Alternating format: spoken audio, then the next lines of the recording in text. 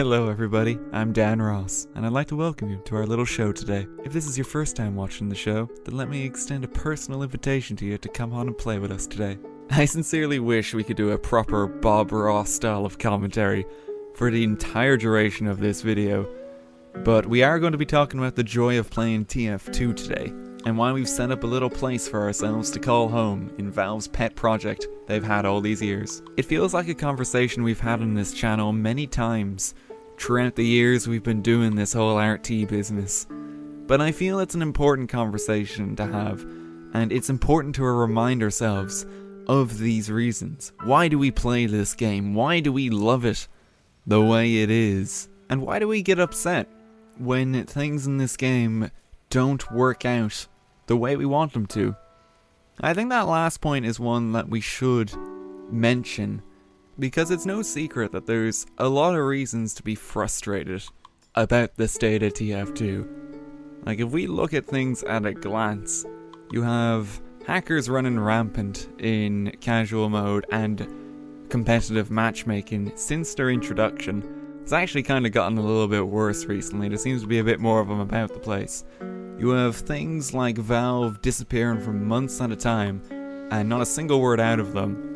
Constant doubts about the future of the game because its competitive scene seems to be dwindling. Constant fears about the future of Team Fortress 2 content itself, as the updates appear to be petering out just a tad in more recent years. There's been a little bit less of them. And you have all these bugs that have been lingering about the place. You have all these little annoyances and little nuances that you just wish would get fixed. All these different things you just kind of look at and you say, God, this could be so much more if Valve actually applied themselves at this game, if they treated it like they did way back in the day. And all of these minor gripes and issues have this tendency to pile on top of each other, to build up over the long months and years, and to come out in this violent explosion given the right opportunity. I feel the Meet Your Match update is a prime example of that. But I think there's two important things to bear in mind despite that. The first of them is that we're still playing TF2. Despite all the issues we might have with this game, despite all the gripes and the constant wishes we have and oh, if only Valve did this, if only this bug was fixed, we're still here. We're putting up with it, maybe unrightfully so at points, but we are still putting up with it. We're a dedicated bunch when it comes to this game. You can see the community for even a brief indication of that. We've got so many scenes established about this game that it looks like we're not going to be going anywhere anytime soon. TF2 has been that way for a very long time. I believe a lot of the people who now play the game are the bunch who feel at home when they play this game, to take Berlin Child Joe's words for it. It's a very comforting and homely feel to just go into the game and play what we've known for a very long time with it. And I feel that's part of the joy of actually playing this game so long now. It has a nostalgic element to it. You kind of reminisce about the good old days. You remember those past updates when people went crazy about things like the Pyromania update from 2012, or when Love and War started to be teased, or when this freaking alternate reality game that was being teased for months and years in these occasional snippets of updates turned out to be the big reveal of man versus machine. There was a giant robot army that was being introduced to TF2 in this new co-op game mode. You remember those moments, and it's great, and you bear them in mind as you continue to play the game. You have that attachment to it. The second thing I think it's important to bear in mind is that Valve is still supporting this game.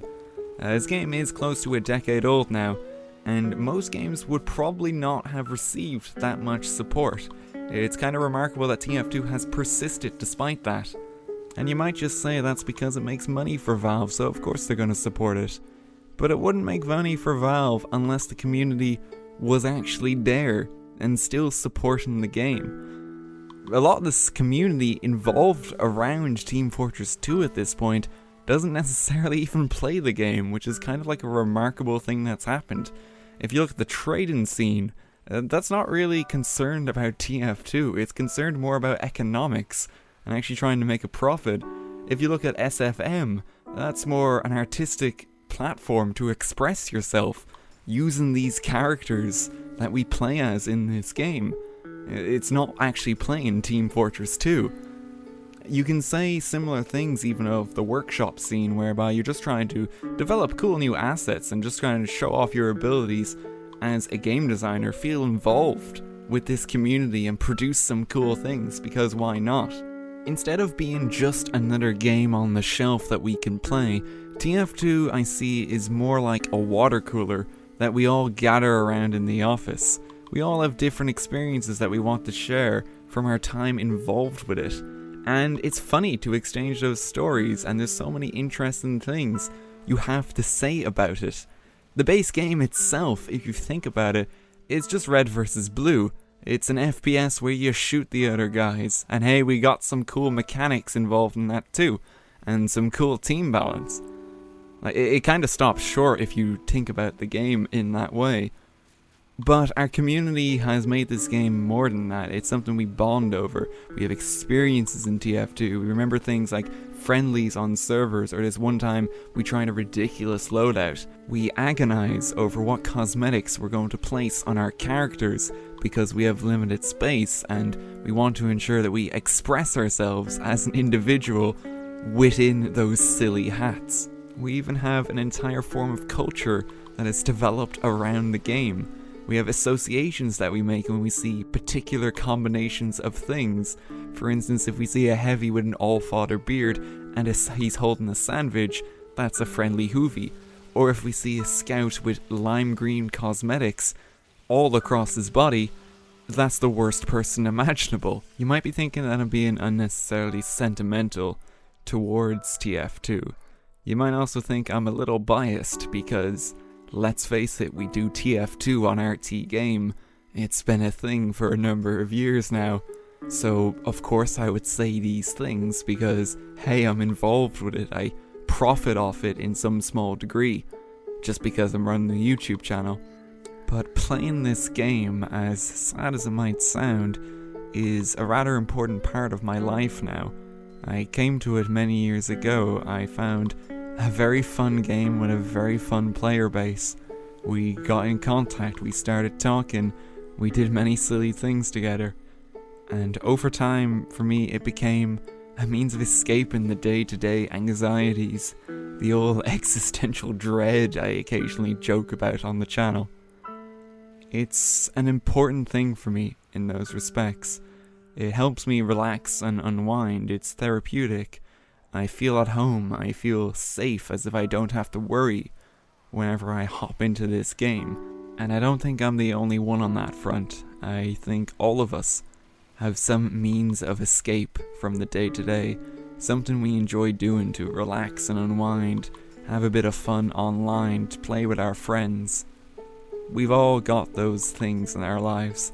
And for me, that just so happens to be a game called TF2, and a channel called RTGame, and that's just the joy of it. And there might come a day where I don't get to do this anymore, where I don't get to play the game or make videos on it. I have some other aspect of my life to attend to. But even when that day comes, I'm gonna miss this, because it's got a special place in my heart. And I'm a sentimental bastard, so what you gonna do? Thank you so much for watching, everybody, and I'll see you with something new soon.